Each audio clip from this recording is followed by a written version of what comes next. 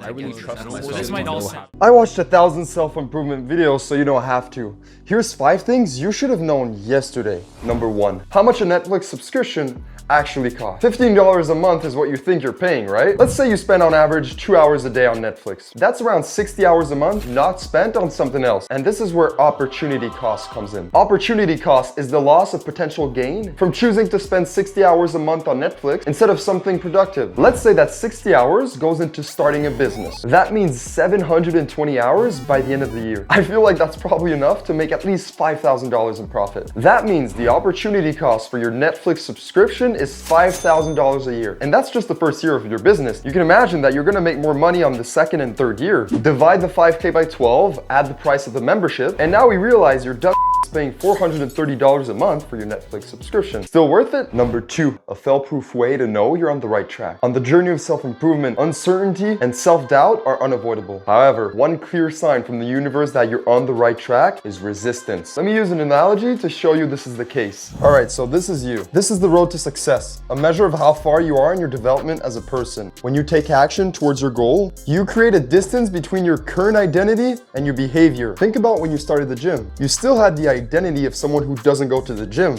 and yet you went multiple times a week. This discrepancy between identity and behavior creates a gap, and boom, this is where resistance arises. The less aligned your behavior is with your current identity, the more resistance you will feel. But as you surely know by now, this is a good thing. Your current identity is not competent enough to achieve your goals, so you must take actions that don't align with that identity, which means resistance is a good thing. It means you're on track. But be careful, if you pull too hard, aka make drastic changes in your lifestyle too quickly, it might work for a while, but you will end up being snapped back to your old identity. You must sustain a certain level of resistance until your old identity slowly starts to shift to align with your new behavior. What we can learn from this is that pain and resistance are actually a good thing. Rather than avoiding tasks we find uncomfortable, we should view them as strong signals pointing us towards what we need to be doing. Do you feel resistance to clicking the subscribe and like button right now? Yeah?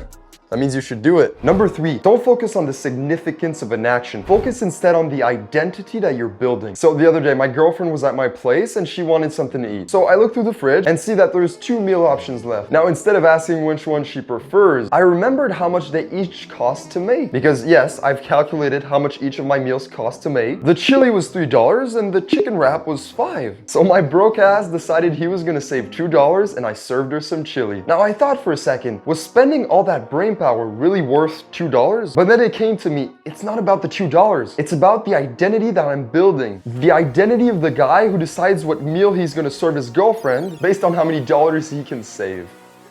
Am I not more likely then to not eat out as much or skip out on unnecessary shopping sprees and just live below my means in general? All of a sudden, it's not just about the $2. It's about building an identity that in the long run will save me a lot more than $2. Number 4, the longer you can go without external rewards, the better. Here's a good example, putting 30 hours of work into a video and getting 100 views. That's rough. The reality is that whatever your goal is, whether it be start a YouTube channel, start a business, get a girlfriend, you're gonna have to wait a while until you start to get external rewards. It could take months to finally get 1,000 views on YouTube. It could take a full year to get your first client in a business, and it could take weeks of rejection to get a first date. This means that relying on external rewards as motivation to keep going is a recipe for failure. All right, so how do we stay motivated? Here's how you do it. I'm gonna use YouTube as an example. Instead of saying, I need to get a certain amount of views per video, or I need to get this amount of subs by this time, which are both out of your control and setting you up for disappointment, you can instead use a few success criteria that are completely under your control. For example, here are my success criteria for each video that I create. As long as I respect these, every video is a win, regardless of how many views I get. You can apply this to any goal you're pursuing, making it easier to stay motivated even when external rewards aren't immediate. Number 5, feelings should not affect decisions. I work as a personal trainer and I constantly hear the same things from my clients. I didn't come to the gym because I didn't feel like it. I was too tired, I was too stressed. Listen to me for a second. The longer you let feelings weigh in your decisions, the more time it will take to get you out of your current situation. You know for a fact what you should be doing. Your logical brain knows you have to go to the gym, that you have to spend a few hours a day improving certain skills, that you have to spend quality time with your partner. The reason you don't do what you know you have to do to reach your goals is because every time you have to go to the gym or work on your business, you ask yourself, do I feel like doing this? What makes you think whether you feel like doing something or not is a good measure of whether or not you should do it. Feelings will keep you overweight, broke, and unhappy. Set daily habits that you know you should stick to and do them whether you feel like it or not. That simple realization will get you ahead of the majority of people. Click here to see the top 4 books to guarantee success, or here to see how the biggest self-improvement YouTubers took advantage of you.